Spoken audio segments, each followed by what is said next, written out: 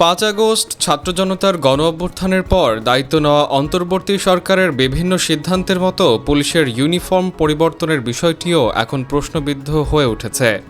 সংশ্লিষ্টদের অভিযোগ, মাঠ পর্যায়ের মতামত ও বাস্তবতা যাচাই না করেই তড়িঘড়ি করে সিদ্ধান্ত নেওয়ায় বিপুল অঙ্কের সরকারি অর্থ ব্যয় হওয়ার পরও তা টেকসই হচ্ছে না। পুলিশের মতো দেশের বৃহৎ আইন শৃঙ্খলা রক্ষাকারী বাহিনী অতীতে বিভিন্ন নির্দেশনা বাস্তবায়ন করতে গিয়ে সমালোচনার মুখে পড়ে এবং সেই প্রেক্ষাপটেই ভাবমূর্তি পরিবর্তনের অংশ হিসেবে পোশাকে পরিবর্তন আনার উদ্যোগ নেয় অন্তর্বর্তী সরকার।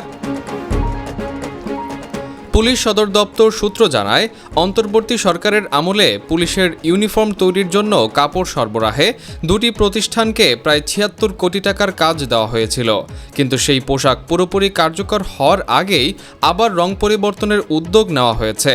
এতে করে আগের ব্যয় হওয়া টাকা নিয়ে উঠেছে প্রশ্ন। এ বিষয়ে ইতোমধ্যে পুলিশের পোশাকের রং পরিবর্তনের জন্য স্বরাষ্ট্র মন্ত্রণালয়ে চিঠি পাঠিয়েছে পুলিশ সদর দপ্তর।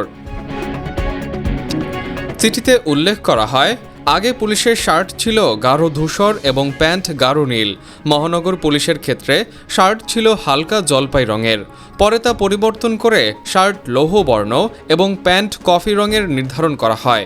কিন্তু নতুন এই রং মাঠ পর্যায়ের সদস্যদের মধ্যে বিরূপ প্রতিক্রিয়ার সৃষ্টি করে। সূত্র জানায়, ইউনিফর্ম পরিবর্তনের সিদ্ধান্ত নেওয়ার সময় মাঠ পর্যায়ের পুলিশ সদস্যদের মতামত যথাযথভাবে নেওয়া হয়নি, ফলে বাস্তব প্রয়োগে তা গ্রহণযোগ্যতা পায়নি। এখন সেই সিদ্ধান্ত থেকেই সরে এসে আবার নতুন করে রং নির্ধারণের প্রক্রিয়া শুরু হয়েছে। নতুন প্রস্তাব অনুযায়ী মহানগর পুলিশের শার্ট হালকা জলপাই রাখা হবে। অন্যদিকে এপিবিএন, এসপিবিএন বিশেষ শাখা, অপরাধ তদন্ত বিভাগ ও র্যাব ছাড়া অন্যান্য ইউনিটের জন্য শার্ট গাঢ় নীল নির্ধারণ করা হয়েছে।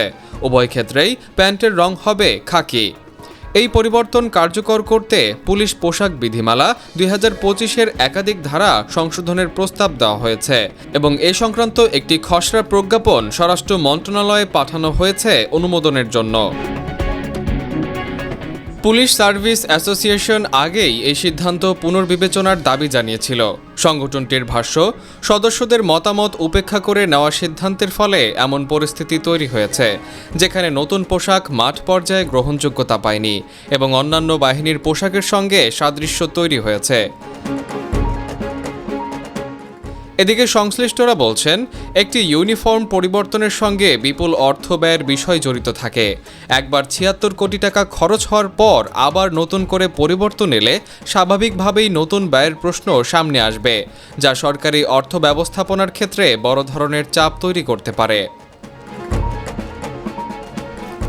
সূত্র আরও জানায়, ২০০৪ সালের পর দীর্ঘ ২১ বছর পর ২০২৫ সালে পুলিশের পোশাক পরিবর্তন করা হয়েছিল, কিন্তু পরিকল্পনা ও মতামত যাচাইয়ের ঘাটতির কারণে সেই পরিবর্তন স্থায়ী হওয়ার আগেই আবার নতুন করে সংশোধনের পথে হাঁটতে হচ্ছে।